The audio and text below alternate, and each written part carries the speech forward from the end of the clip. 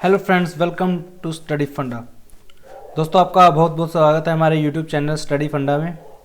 दोस्तों, आज का टॉपिक है हमारा नेशनल सिक्योरिटी। ठीक है दोस्तों, मैं आपसे एक रिक्वेस्ट करना चाहूँगा, प्लीज़ आप इस वीडियो को पूरा देखिए। 15 से 20 मिनट का ये वीडियो होगा और इसमें मैं ऐसी ऐसी बातें आपको बताने जा रहा हूँ जो कि आपने ना तो आज से पहले कभी सुनी है और ना ही कभी सुनी होंगी और ना ही आप कभी सुनोगे। ठीक है दोस्तों, चलिए आगे बढ़ते हैं। नेशनल सिक्योरिटी की दोस्तों जब भी हम बात करते हैं तो हमारे दिमाग में सीधा एक ही बात आती है, इंडियन आर्मी, डिफेंस फोर्सेज, है ना। Defence forces, Indian army, Indian air force, Indian navy, ये सब आता है। ठीक है, लेकिन दोस्तों हमारा देश इतना बड़ा है, इन तीन फोर्सेज के अलावा भी हमारे पास बहुत सारी ऐसी फोर्सेज हैं जिनके बारे में शायद बहुत लोगों को पता भी नहीं होगा, है ना। और आज मैं ऐसी ही एक फोर्स के बारे में डिटेल में डिस्कस करने जा रहा हूँ और जिसके बारे में बिल्कुल इन डेप्थ तक का उसमें एनालिसिस करेंगे। ठीक है, चलिए बढ़ते हैं। यह देखिए दोस्तों, हम जब भी बात करते हैं नेशनल सिक्योरिटी की तो हमें इंडियन आर्म फोर्सेस ही सामने दिखाई देती हैं। ठीक है, जो काम इंडियन आर्म फोर्स करती है ऑब्वियसली बात है वो कोई आसान काम तो नहीं होता है, लेकिन ऐसी बात नहीं है कि सिर्फ इंडियन आर्म फोर्सेस ही सारा काम करती है। ठीक है, हमारे पास और भी बहुत सारी फोर्सेज जो इस काम में उनकी हेल्प करती है और अलग से काम भी करती है। ठीक है दोस्तों, मैं बात कर रहा हूँ पैरामिलिट्री फोर्सेस की। ठीक है, हमारी 7 पैरामिलिट्री फोर्सेस है, लेकिन बेसिकली हम 5 पैरामिलिट्री फोर्सेस को ही कवर करेंगे। अगर आपको पैरामिलिट्री फोर्सेस के बारे में डिटेल में डिस्कस करना है कि क्या क्या उनका सब है तो मैंने एक वीडियो बनाया है। ठीक है, उसका आपको आई बटन पे, आपको इधर आपका ऊपर कोने में आपका आइकन पे आ गया होगा, तो आप वहाँ से उस वीडियो को देख सकते हैं दोस्तों। उसमें मैंने डिटेल में सातों फोर्सेज का डिटेल एनालिसिस किया है। दोस्तों आज हम सिर्फ बात करेंगे बीएसएफ के बारे में। ठीक है, बीएसएफ जो कि बॉर्डर सिक्योरिटी फोर्स है, बीएसएफ का हम बिल्कुल गहराई तक जाके एनालिसिस करेंगे कि बीएसएफ आखिर है क्या। ठीक है, इससे जो अलग वीडियो है उसमें दोस्तों मैंने बीएसएफ का जस्ट मोटा मोटा ऊपर से एक वो बताया है एनालिसिस की बीएसएफ में क्या है, लेकिन इस वीडियो में हम डिटेल में एनालिसिस करेंगे। ठीक है, चलिए बढ़ते हैं। बीएसएफ दोस्तों, बीएसएफ हमारी सेकंड लार्जेस्ट पैरामिलिट्री फोर्स है इंडिया की। ठीक है, पहले नंबर पे सीआरपीएफ होती है, दूसरे नंबर पे बीएसएफ है। ठीक है, ये दोस्तों मिनिस्ट्री ऑफ होम अफेयर्स के अंडर आती है जो कि गवर्नमेंट ऑफ इंडिया के अंडर है। ठीक है, इसका हिंदी में वर्जन है सीमा सुरक्षा बल और बीएसएफ का मोटो है ड्यूटी अनटू डेथ। ठीक है, ओके, तो border security force of India, इसको एक टाइटल दिया गया है दोस्तों, first wall of defence of Indian territory. मतलब जो इंडियन टेरिटरी है उनको डिफेंस सबसे पहले बॉर्डर सिक्योरिटी फोर्स करती है। ठीक है, ये देखिए आपको जैसे फोटोग्राफ में दिख रहा होगा, जो ये हमारे फौजी भाई हैं ये बॉर्डर को गार्ड कर रहे हैं और शाम का शायद टाइम इसमें दिख रहा है। ठीक है दोस्तों, मैं आपसे एक अपील और करना चाहूँगा, प्लीज़ रिक्वेस्ट आपसे, जब भी आप किसी भी फौजी को देखो, मतलब या आपको कोई ऐसा न्यूज़ मिले, मतलब कुछ भी ऐसा रिलेटेड, ठीक है, तो मतलब आप हमेशा एक फौजी आदमी की रिस्पेक्ट जरूर कीजिए। ठीक है, उसके 2 रीज़न है दोस्तों। ठीक है, पहला रीज़न तो ये है कि वो बिना भेदभाव के, ठीक है, वो किसी ना तो जाति धर्म के हिसाब से ये करते कि मैं इस कास्ट के लिए वहाँ पे खड़ा हूँ, ठीक है, या इस कम्युनिटी के लिए खड़ा हूँ, वो सिर्फ इंडिया के लिए काम करते हैं। ठीक है ना। और दोस्तों आज हम अगर बैठ के खुली हवा में सांस ले रहे हैं, जी रहे हैं, पढ़ रहे हैं, ठीक है, तरक्की कर रहे हैं, कुछ भी हम कर रहे हैं, ठीक है, तो वो उनका क्रेडिट सिर्फ फौजियों को जाता है। ठीक है, वो हमारे लिए इतनी मेहनत करते हैं, 24/7 लगे रहते हैं, मतलब जॉब में। ठीक है, कितना हार्ड वर्क करना पड़ता है, बॉर्डर की सिचुएशन बहुत बुरी है दोस्तों, हम सोच भी नहीं सकते हैं, इतनी उनको मेहनत करनी पड़ती है। तो प्लीज़ आपसे रिक्वेस्ट है प्लीज़ कि कभी भी आप फौजी आदमी को कभी देखो या उनसे मिलो कभी भी, तो उनकी रिस्पेक्ट जरूर करना प्लीज़। ठीक है, चलिए आगे बढ़ते हैं। बॉर्डर सिक्योरिटी फोर्स है क्या दोस्तों? ठीक है, BSF stands for border security force. ठीक है, इसका गठन जो हुआ था वो इंडो पाक वॉर जो 1965 का हुआ था तब हुआ था। ठीक है, 1965 से पहले हमारा जो बॉर्डर को गार्ड करने की जिम्मेवारी थी दोस्तों, वो हमारी स्टेट आर्म पुलिस फोर्सेस करती थी। ठीक है, उसके बाद क्या हुआ, जो 1965 की जो लड़ाई हुई थी, ठीक है, वहाँ पे एक सरदार पोस्ट है, उसके ऊपर पाकिस्तानियों ने अटैक कर दिया था। ठीक है, और बेरिया बेट है, उसमें 9 अप्रैल 1965 को कच्छ में अटैक किया था। तो जो स्टेट आर्म पुलिस थी ना, तो वो उस अटैक को डिफेंड करने में सक्षम नहीं हो पाई। तो भारत सरकार को एक कमी सी महसूस हुई कि हमारे पास एक ऐसी फोर्स होनी चाहिए जो स्पेशली बॉर्डर को प्रोटेक्ट करे। ठीक है ना, तब बीएसएफ का गठन 1 दिसंबर 1965 को हुआ था और उनका मोटो है ड्यूटी अनटू डेथ, जीवन पर्यंत कर्तव्य। ठीक है, अब हम दोस्तों बात करेंगे हर चीज़ की दोस्तों डिटेल में डिस्कस करेंगे, आगे बढ़ते रहिए, बने रहिए आप मेरे साथ, ठीक है। अब बात करेंगे important role played by border security force in India. Border security force के बारे में हमने पढ़ लिया, बॉर्डर को गार्ड करती है, लेकिन इसका और भी बहुत सारे काम है, ठीक है। अब देखते क्या है। Guarding the border of India during peace as well as during the war time, ठीक है। बॉर्डर सिक्योरिटी फोर्स होती है शांति में और लड़ाई के टाइम, दोनों टाइम पे इनका काम क्या होता है, बॉर्डर को गार्डिंग करना होता है, ठीक है, बॉर्डर की रक्षा करनी होती है। उसके बाद जैसे फॉर एग्जांपल जो स्पेसिफिक एरिया है, जैसे फॉर एग्जांपल बांग्लादेश बॉर्डर है, ठीक है, तो वहाँ की टोपोग्राफी जो है, वहाँ से बीएसएफ के जो पर्सनल्स हैं वो काफ़ी तरह से अच्छी तरह से वाकिफ है वहाँ से, ठीक है, एरिया कैसा है, क्योंकि वो बॉर्डर पे रहते हैं ज़्यादा टाइम ऑलमोस्ट, है ना। तो जब भी लड़ाई वगैरह जब भी होती है तो इंडियन आर्मी कि वो हेल्प करते हैं, ठीक है, ऑपरेशंस कंडक्ट करने में, ठीक है, ये काम भी होता है बॉर्डर सिक्योरिटी फोर्स का। उसके बाद जो इंडियन आर्मी जो लड़ाई में पार्टिसिपेट करती है, ठीक है, तो उसकी इम्पोर्टेंस में इम्पोर्टेंट पार्ट मतलब रोल अदा किया था बॉर्डर सिक्योरिटी फोर्स ने 1971 वॉर और कारगिल वॉर 1999 के बारे में। इस कारगिल वॉर के बारे में बहुत सारे लोगों को पता भी नहीं है कि बीएसएफ का भी उसमें कोई हाथ था, लेकिन दोस्तों मैं आपको बताना चाहूँगा, आप कभी पढ़ना कारगिल वॉर की हिस्ट्री, तो उसमें बॉर्डर सिक्योरिटी फोर्स ने भी एक अहम हिस्सा निभाया था, ठीक है। आप इस फोटो में देख सकते हैं बॉर्डर को गार्ड करते हुए, ठीक है। उसके बाद वार के टाइम पे तो ऑब्वियस सी बात है बीएसएफ हेल्प करता ही है, उसके अलावा भी जो बीएसएफ है वो काउंटर इंसर्जेंसी और काउंटर टेररिज्म ऑपरेशंस को निभाता है इंडिया के अलग अलग स्टेट्स में। फॉर एग्जांपल छत्तीसगढ़ है, नक्सलाइट जितने भी एरिया हैं, सीआरपीएफ और बॉर्डर सिक्योरिटी फोर्स, ये दोनों ही फोर्सेस उधर लगी हुई होती है ना, तो अपने बॉर्डर को गार्ड तो करती करती है और काउंटर इंसर्जेंसी का भी रोल अदा करती है, ठीक है। उसके बाद इन्होंने जो 1984 में जो राइट्स हुए थे पंजाब के अंदर और जो गोल्डन टेम्पल पे अटैक हुआ था, उसमें भी कंट्रोल लाने में हेल्प की थी, ठीक है।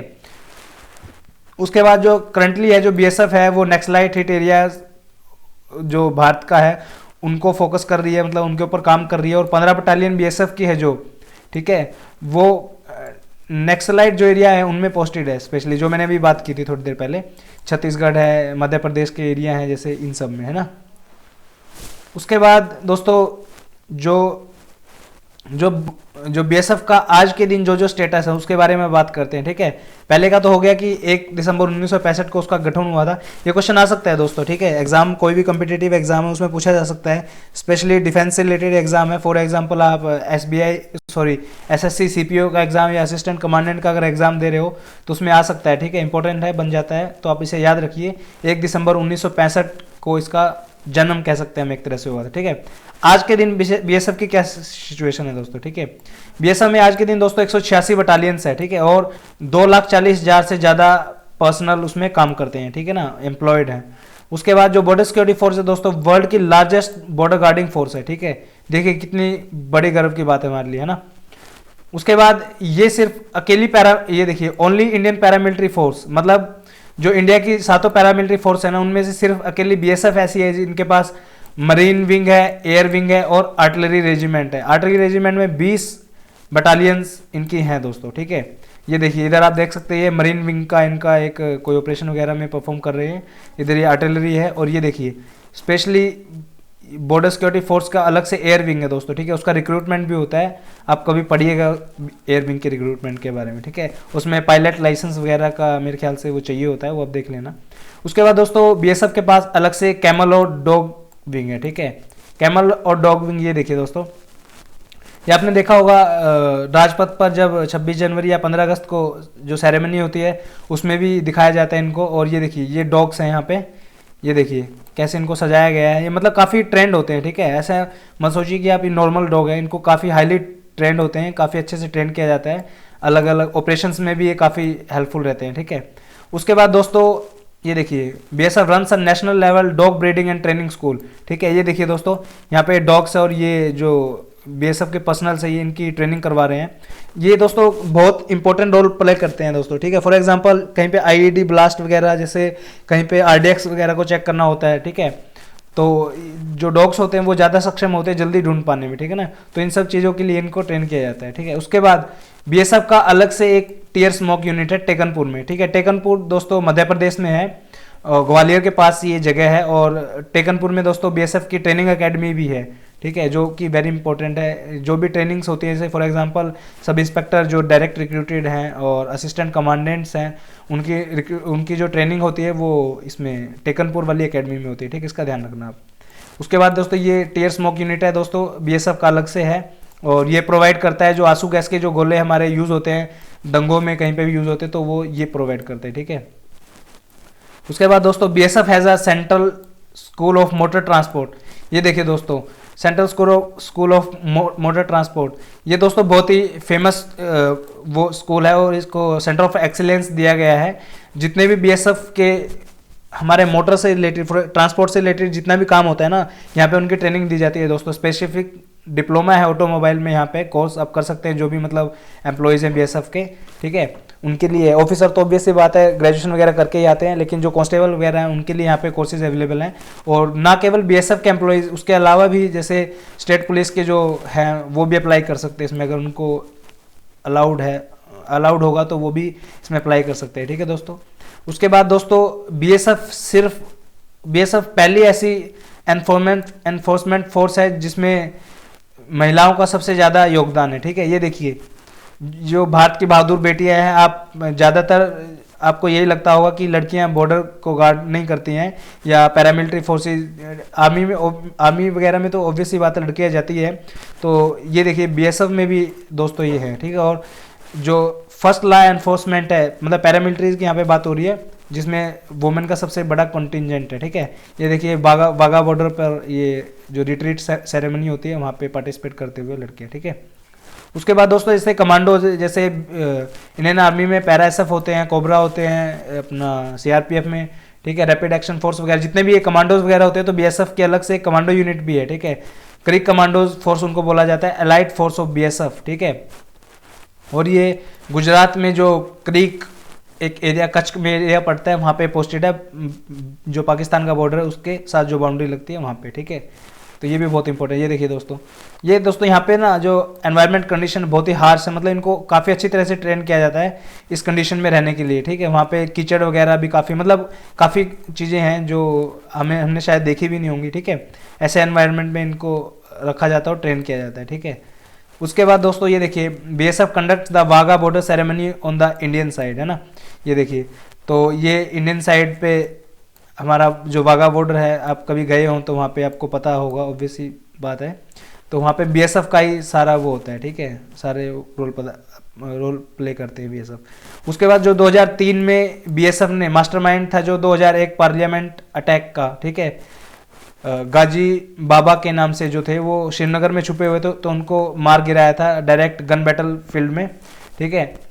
ये देखिए आप फोटो देख रहे हो, ये वो शख्स है जिनका हाथ रहा था अपने पार्लियामेंट अटैक में, और ये बीएसएफ के ट्रूप्स हैं जिन्होंने इनको एनकाउंटर किया था, ठीक है। ये थी दोस्तों बीएसएफ की कुछ खास डिटेल्स। उसके बाद हम रैंक्स वगैरह के बारे में डिस्कस करते हैं दोस्तों, ठीक है। थोड़ा बताना चाहूँगा आपको, एक सेकेंड।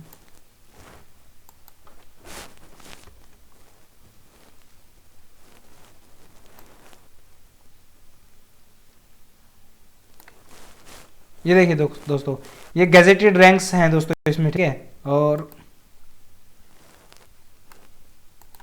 गैजेटेड रैंक्स है दोस्तों, यहाँ से देखिए आप, ये नॉन गैजेटेड रैंक्स है दोस्तों, ठीक है। सबसे पहले जो हमारा जो सबसे नीचे होते हैं, मतलब जो सबसे पहला जो रैंक होता है डिफेंस इसमें, सॉरी, पैरामिलिट्री फोर्सेज में या स्टेट पुलिस फोर्सेज में भी आप कह सकते हैं, तो वो कांस्टेबल ट्रेड्समैन का ट्रेड्समैन की पोस्ट होती है, ठीक है दोस्तों। ट्रेड्समैन जो भी होते हैं, जैसे बार्बर हैं, ठीक है, कॉबलर हैं, ये सब इनको ट्रेड्समैन बोला जाता है, ठीक है। उसके बाद कुक वगैरह हैं, ट्रेड्समैन होते हैं। उसके बाद सिपाही जो हैं वो हमारे कांस्टेबल हैं, देन फिर हेड कांस्टेबल हैं, उसके बाद एएसआई हैं दोस्तों, फिर सब इंस्पेक्टर हैं, फिर इंस्पेक्टर हैं, और फिर सूबेदार मेजर हैं, ठीक है। ये दोस्तों हमारे नॉन गैजेटेड ऑफिसर्स में आते हैं, ठीक है। उसके बाद हम गैजेटेड ऑफिसर्स की बात करेंगे। सबसे पहले जो हमारा रैंक होता है दोस्तों गैजेटेड ऑफिसर्स का, ठीक है, ये देखिए यहाँ पे लिखा हुआ है रैंक स्ट्रक्चर गैजेटेड ऑफिसर्स, ठीक है ना।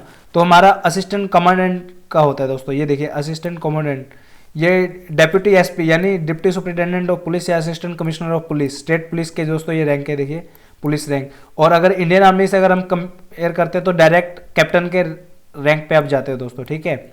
उसके बाद दोस्तों आप डिप्टी कमांडेंट का आपको रैंक मिलता है कुछ सालों के बाद, ठीक है। उधर से एडिशनल एसपी हो जाते हैं, डीएसपी के प्रमोशन होके, या एडिशनल डीसीपी, ठीक है।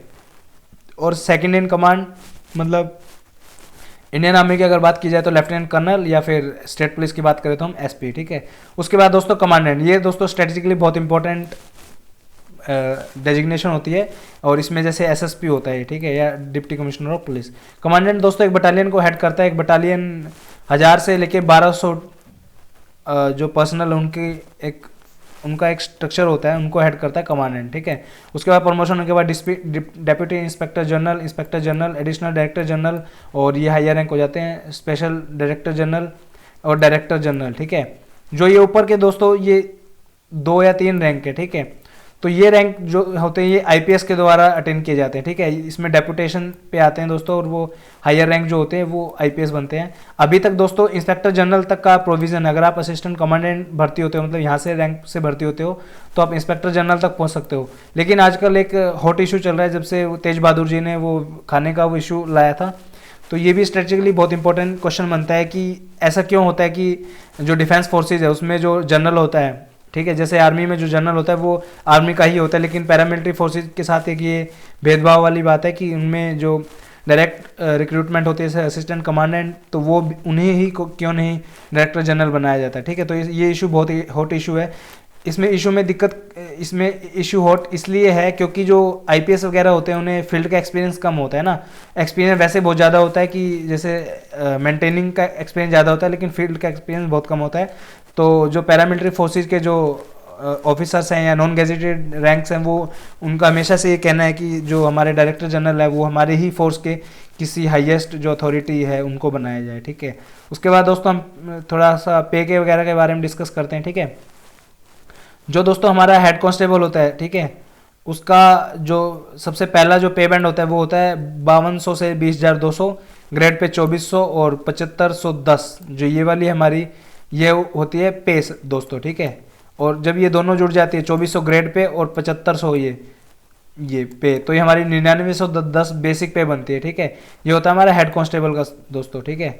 और इससे नीचे कांस्टेबल का है ये 2000 होती है ग्रेड पे, और ये हमारा पे नॉर्मल जो पे होती है पे बैंड वाली पे है जो इसमें से बनती है, ठीक है। और ये हो गया 8640, ठीक है। उसके बाद दोस्तों सब इंस्पेक्टर की बात करते हैं। 9300 से 34,800 ग्रेड होता है, 4200 ग्रेड पे 9300 ये वाला इधर से आ गया ये वाला दोस्तों, ठीक है। और जो 13,500 इन दोनों को जब हम जोड़ देंगे इन दोनों को, ठीक है, तो स्लाइटली थोड़ा सा डिफरेंस आएगा, तो ये 13,500 हो जाएगा दोस्तों, ठीक है। उसके बाद इसके ऊपर फिर हमारे टीए डीए वगैरह लगते हैं दोस्तों। अगर आपको पे कैलकुलेट करना सीखना है तो प्लीज़ आप मुझे कमेंट बॉक्स में बताइए, ठीक है। मैं आपके लिए एक अलग से वीडियो बनाऊंगा जिसमें मैं आपको अच्छे से एक्सप्लेन करूंगा कि किसी भी रैंक की, कोई भी गवर्नमेंट अगर जॉब है उसमें किसी भी रैंक की अगर आपको पे कैलकुलेट करनी है, ठीक है, तो वो कैसे करते हैं मैं आपको अलग वीडियो में बताऊंगा। प्लीज़ कमेंट करके मुझे बताइए कि आप जानना चाहते हो कैसे कैलकुलेट करते हैं, ठीक है।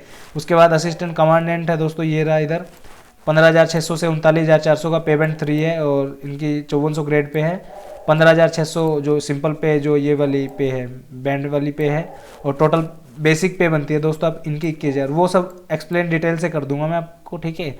तो ये सब है दोस्तों, आप देख लीजिएगा, वीडियो पॉज करके देख सकते हो आप, ठीक है। और दोबारा से कहना चाहूँगा दोस्तों, प्लीज़ डिफेंस फोर्सेज में जो भी आपको मिले, नॉट ओनली जो आर्म फोर्सेज हैं, उसके अलावा जो सेंट्रल आर्म पुलिस फोर्सेज हैं उनके भी, अगर कोई भी मतलब आपको कोई भी बंदा ऐसा लगे कि हाँ ये फौजी है, ठीक है, तो उसकी प्लीज़ दिल से रिस्पेक्ट कीजिएगा, आपको बहुत खुशी होगी। और जो हमारे लिए काम करते हैं, जो हमारे लिए अपना जीवन तक बलिदान कर देते हैं दोस्तों, तो उनकी तो रिस्पेक्ट करनी बनती है। और आपसे रिक्वेस्ट एक और करूँगा दोस्तों, जो भी जिनका भी डिफेंस फोर्सेज में दोस्तों इंटरेस्ट है, प्लीज़ आप अपने जो तैयारियां हैं उनके जारी रखिए। आपके एग्ज़ाम होने वाले हैं बहुत सारे, जैसे अभी एफकेट का एग्ज़ाम है 26 फरवरी को है। उसके बाद अभी आगे एसएससी सीपीओ के एग्ज़ाम आने वाले हैं, असिस्टेंट कमांडेंट के हैं, तो प्लीज़ उनके लिए तैयारी करके रखिए, ठीक है। और समय से पहले ही तैयारी कीजिए। अगर आपको कोई भी परेशानी है, कोई स्टडी मटेरियल से रिलेटेड कोई भी इशू है, तो प्लीज़ आप कमेंट बॉक्स में कमेंट कीजिए, मैं आपकी पूरी हेल्प करूँगा, ठीक है। इस वीडियो को देखने के लिए आपका बहुत बहुत धन्यवाद दोस्तों, और मैं आशा करता हूँ कि आपको ये वीडियो पसंद आया होगा। और अगर आपको कोई भी सजेशन है या कोई क्वेश्चन है तो प्लीज़ आप कमेंट बॉक्स में कमेंट कीजिए। अगर आपने हमारे चैनल को सब्सक्राइब नहीं किया तो प्लीज़ सब्सक्राइब कर लीजिए। मैं ऐसे ही इंपॉर्टेंट वीडियोस आपके लिए लेके आता रहता हूं। अगली जो फोर्स होगी दोस्तों वो हम बात करेंगे CISF के बारे में, ठीक है। CISF काफ़ी हॉट फोर्स रहती है, मतलब सब लोगों को CISF ही चाहिए होती है, वो मैं बताऊंगा अगली वीडियो में क्यों चाहिए होती है, क्या रीजन है CISF के पीछे सब क्यों भागते हैं। ठीक है, तो उसको देखने के लिए जुड़े रहिए, सब्सक्राइब कीजिए हमारे चैनल पे। Thank you so much for watching this video. Have a great day.